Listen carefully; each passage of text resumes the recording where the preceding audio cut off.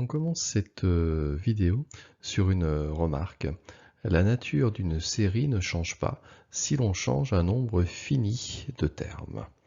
Et c'est ce qui explique que souvent quand on parle d'une série et qu'on s'intéresse qu'à la nature de la série, on écrit comme ceci plutôt que de préciser également le rang à partir duquel le terme général est défini. Alors regardons déjà sur un exemple ce que cela signifie. Donc je considère la suite UN définie à partir du rang n égale 1 par UN égale 1 sur n plus 1. Et je définis une suite Vn qui va être définie pour n supérieur ou égal à 3 par la même expression, 1 sur n plus 1, mais avant, pour V1 et V2, on a une définition différente. Pour fixer les idées, on a ici, on aurait U1 qui vaudrait 1 demi, on a U2 qui vaut 1 sixième, 1 sur 2 fois 3, U3 qui vaut 1 sur 3 fois 4, ça ne doit pas faire loin d'un douzième. Alors on va, comme toujours, revenir aux sommes partielles dès que l'on veut faire une démonstration un peu précise sur les séries numériques. Donc on note Sn, la somme partielle indice n de la série terme général Un, et Tn, la somme partielle indice n de la série de termes général Vn. Et on va regarder le lien que ces sommes partielles ont. Alors, déjà, ce que je peux faire, c'est commencer par indiquer à quoi est égal S1. Donc S1, c'est égal à U1, et ça vaut 1 demi. S2, S2 c'est U1 plus U2, donc c'est égal à 1 demi plus 1 sixième, ça nous fait 2 tiers. S3, S3 c'est U1 plus U2 plus U3, c'est la somme des termes 1 demi plus 1 sixième plus 1 douzième, ça nous fait 3 quarts. Et puis je calcule S4, S4 ce serait U1 plus U2, etc. plus U4, on trouve que c'est, vous pouvez vérifier chez vous, 4 cinquièmes. En revanche, si je m'intéresse à T1, T2 et T3, donc T1 c'est égal à V1, donc c'est égal à 1. T2 c'est égal à V1 plus V2, donc ça nous fait 1 plus 0, ça nous fait encore 1. T3 ça nous fait, par définition, V1 plus V2 plus V3, on trouve que c'est égal à 13 douzièmes. Donc là, on ne voit pas trop le lien qu'il existe entre ces deux sommes partielles. Alors ce qu'on peut remarquer, c'est que pour tout k supérieur ou égal à 3, on a UK qui est égal à VK. À partir de là, on peut affirmer que dès qu'on se fixe un n supérieur ou égal à 3, la somme de k égale 3 à n duk est la même que la somme de k égale 3 à n dvk. Les sommes sont égales puisque UK est égal à VK à chaque fois qu'on a un K qui est supérieur ou égal à 3. Donc maintenant, ce qu'on va faire, c'est revenir aux sommes partielles. Je m'intéresse à Tn pour un n supérieur ou égal à 3. Donc c'est la somme de K égale 1 à n dvk. J'isole les termes V1, V2. Et puis, ma somme de K égale 3 à n, je sais que je peux la remplacer par la somme de K égale 3 à n duk. Et là, je fais apparaître la somme de k égale 1 à n duk. Donc pour avoir une égalité, les termes U1 et U2 que j'ai ajoutés, je dois les retrancher. Donc au niveau numérique, ça me fait ceci. On trouve que c'est Sn plus 1 tiers. On trouve qu'à chaque fois que n est supérieur ou égal à 3, on aura Tn qui sera égal à Sn plus 1 tiers. Donc pour revenir à l'exemple que j'avais ici, T4 je ne l'ai pas calculé, mais ce que je sais, c'est que ce sera S4 plus 1 tiers. De même, notre S3 que j'ai ici, si je lui ajoute 1 tiers, je vais trouver mon T3. Alors ça, qu'est-ce que ça nous permet de dire?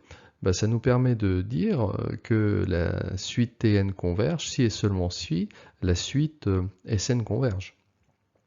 En effet, Tn est égal à Sn plus une constante. Donc Tn possède une limite finie si et seulement si Sn possède une limite finie. Donc dire que la suite Tn converge, eh bien c'est dire que la série de termes général Vn converge. Et dire que la suite Sn converge, c'est dire que la série de termes général Un converge. Donc on a bien montré que la série de termes général Vn et la série de termes général Un étaient de même nature, puisqu'elles convergent simultanément ou divergent simultanément, grâce au si et seulement si. Si on est dans le cas de convergence de la série, à ce moment le passage à la limite nous permet de dire que la limite de Tn est égale à 1 tiers plus la limite de Sn. Et à ce moment, qu'est-ce que cela signifie lorsqu'on écrit les séries? La limite de Tn, c'est la somme de la série des Vn. Donc on aurait ceci. Ça va être égal à 1 tiers plus la limite de Sn, c'est la somme de la série des Un qui s'écrit comme ceci. On va maintenant démontrer cette remarque dans le cas général. Donc on va considérer deux séries, on va modifier un nombre fini de termes. Alors c'est forcément un nombre fini qu'on modifie, parce que si on modifie un nombre infini, a priori on peut changer tous les termes de la série, et donc la nouvelle série n'a plus aucun rapport avec la première. Donc a priori elles n'ont aucune propriété en commun. Et on va montrer que les suites des sommes partielles sont égales à une constante additive près.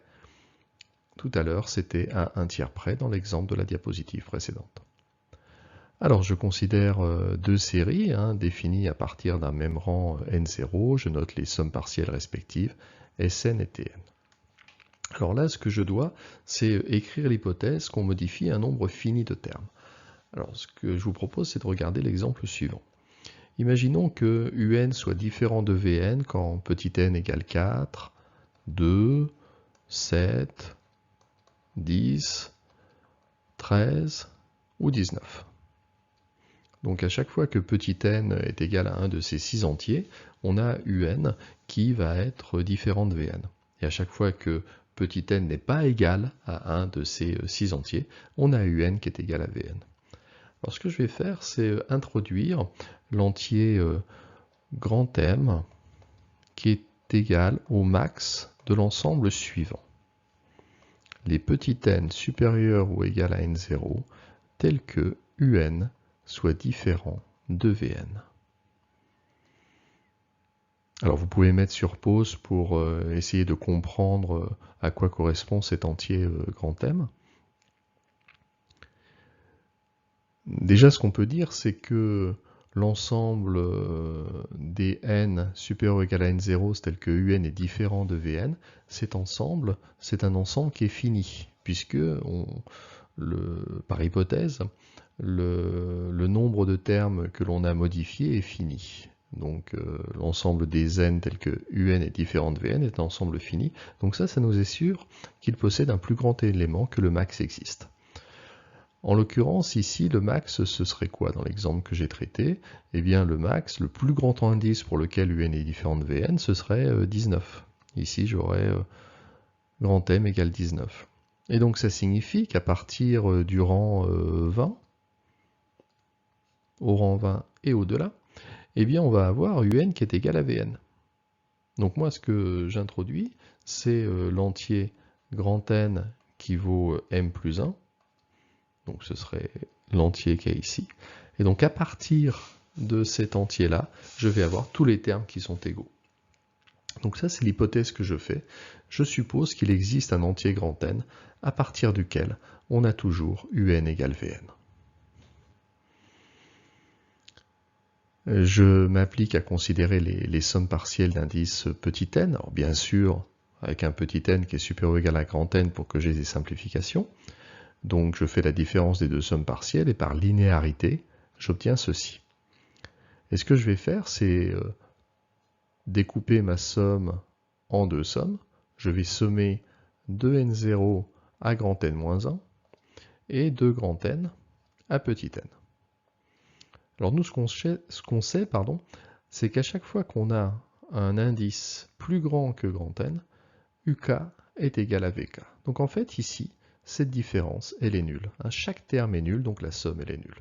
Donc on trouve qu'il ne reste que la somme de K égale N0 à grand N moins 1 de UK moins VK. Et ça, qu'est-ce qu'on peut dire de de cette somme-là. Voilà, exactement. On peut dire que c'est un terme constant, puisque n0, bah, c'est fixé au départ. Grand N, c'est aussi fixé. Donc là, on a une somme qui est indépendante de petit n. Donc ça nous dit bien qu'à partir d'un certain rang, en l'occurrence ici à partir du rang grand N, on a les suites Sn et Tn qui sont égales à une constante près. Donc elles vont simultanément converger ou simultanément diverger. Et qu'est-ce que ça signifie qu'elles sont simultanément convergentes ou simultanément divergentes? Ben, c'est dire exactement que les séries de terme général un et de terme général Vn sont de même nature.